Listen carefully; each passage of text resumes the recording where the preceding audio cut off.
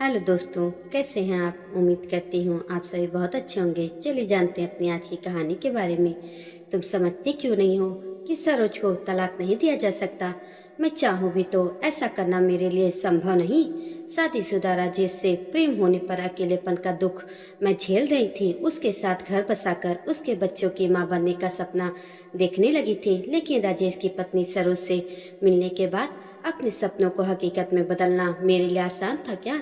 आज मेरा 32वां जन्मदिन था और मैं अपना जन्मदिन राजेश के साथ ही मनाना चाहती थी। राजेश के घर 10 बजे तक पहुंचने के लिए मैंने सुबह 6 बजे ही कार से अपना सफर शुरू कर दिया था। राजेश पिछले शनिवार को अपने घर गए थे, लेकिन तेज बुखार होने के कारण वह सोमवार को वापस नहीं लौटे।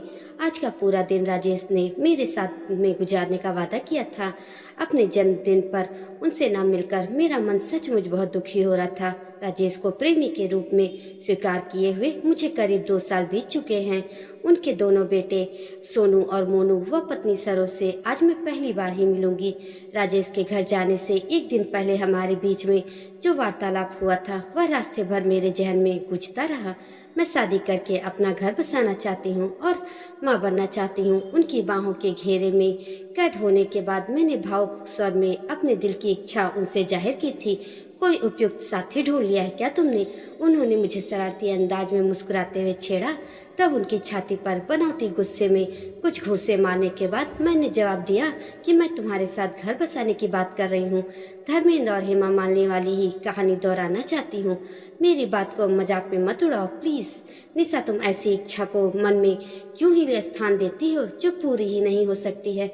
अब वह भी गंभीर हो गए थे। देखिए, मैं सरोज को कोई भी तकलीफ नहीं होने दूंगी। अपनी पूरी तनख्वाह उसे दे दिया करूंगी। मैं अपना सारा ही बैंक बैलेंस बच्चों के नाम कर दूंगी, उन्हें पूर्ण आर्थिक सुरक्षा देने। तब तक उन्होंने अपना हाथ मेरे मुंह पर रखा और उदास लहजे में मुझसे बोले, तुम क्यों नहीं समझती हो कि सरोज को तलाक नहीं दिया जा सकता। मैं चाहूँ भी तो ऐसा करना मेरे लिए संभव नहीं। पर क्यों? मैंने तड़प कर पूछा। अगर तुम सरोज को जानती होती तो यह सवाल न पूछती। मैं अपने अकेलेपन को जानने लगी हूँ। पहले मैंने सारी जिंदगी अकेले ही रहने का मन बना लिया था, पर अब तो मेरा सब कुछ ही डावाडोल हो गया है। तुम तो मुझे सरोज से ज्यादा चाहते हो ना? हाँ, उन्होंने बेझिझक मुझे जवाब दिया था। तब उसे छोड़कर तुम मेरे हो जाओ। उनकी छाती से लिपटकर मैंने अपनी इच्छा दोहरा दी। निशा, तुम मेरे बच्चे की माँ बनना चाहती हो तो बनो। अकेली माँ बनकर समाज में रहने का साहस तुम में है तो हर कदम पे मैं तुम्हारा साथ दूंगा। बस तुम सरोज से तलाक लेने की जिद मत करो प्लीज। मेरे लिए तो संभव नहीं होगा। उनकी आंखों में आंसुओं की छिलमिलाते देख तब मैं खामोश हो गई थी। सरोज के बारे में राजेश ने मुझे थोड़ी बहुत जानकारी दे रखी थी। उन्होंने बताया था बचपन में उसके माता पिता के गुजर जाने के कारण उसे उसके मामा ने पाला था। उसने 8वीं तक की शिक्षा पाई थी। उसका रंग सांवला और चेहरा साधारण सा था। वह कुशल गृहिणी थी। अपने दोनों ही बेटों में उसकी जान बसती है। घर गृहस्थी के संचालन को लेकर राजेश ने कभी भी उसके प्रति कोई शिकायत मुंह से नहीं निकाली थी। सरोज से मुलाकात करने का यह अवसर मैं चूकना नहीं चाहती थी, इसलिए उनके घर जाने का निर्णय लेने में मुझे ज़्यादा कठिनाई नहीं हुई थी। राजेश इनकार न कर दे, इसलिए मैंने उन्हें अपने आने की कोई खबर फोन से नहीं दी थी। इस कस्बे में उनका घर ढूंढने में मुझे कोई भी दिक्कत नहीं हुई थी।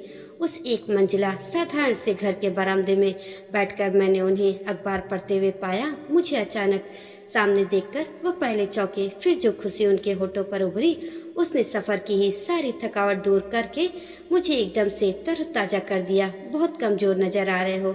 कब अब तबीयत कैसी है? मैं भावुक हो उठी थी।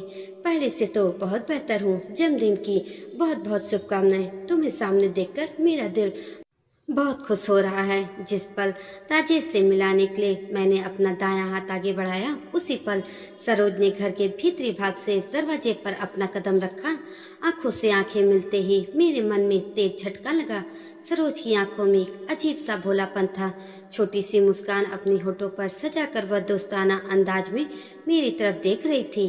जाने क्यों मैंने अचानक से अपने आप को एक अपराधी सा महसूस किया। मुझे एक एहसास हुआ कि राजेश को उससे छीनने के मेरे इरादे को उसकी आंखों ने मेरे मन की गहराइयों में झांककर बड़ी ही आसानी से पढ़ लिया था।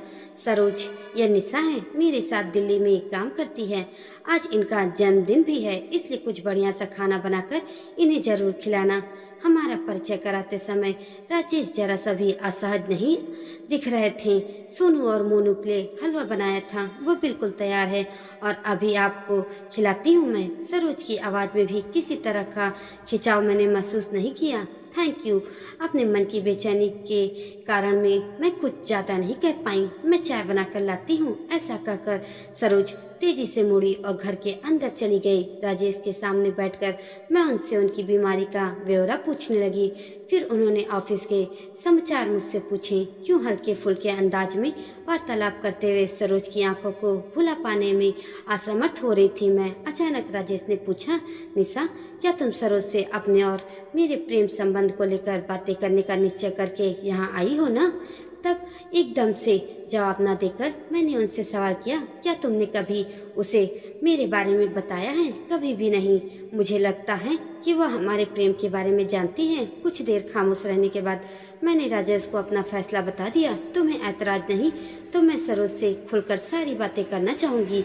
आगे की जिंदगी अब तुमसे दूर रहकर गुजारने को मेरा दिल तैयार नहीं है। मैं इस मामले में कुछ नहीं कहूँगा। अब तुम हाथ मुंह धोकर फ्रेश हो जाओ, सरोज चाय लाती ही होगी। राजेश के पुकारने पर सोनू और मोनू दोनों भागते हुए बाहर आए। दोनों ही बच्चे मुझे स्मार्ट और शरारती लगे।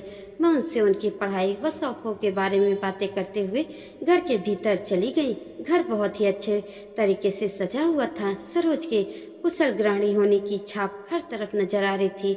मैं सरोज से अपने रिश्ते के बारे में बात करने की हिम्मत जुटा रही थी। सोचा था कि आज उसे अपने रिश्ते के बारे में सब कुछ बता दूंगी, पर ना जाने क्यों मैं वहाँ से बिना कुछ कहे ही वापस लौट आई और बस यही सोचती रह गई, क्या मैं राजेश की प्रेम का बनकर ही रह जाऊंगी?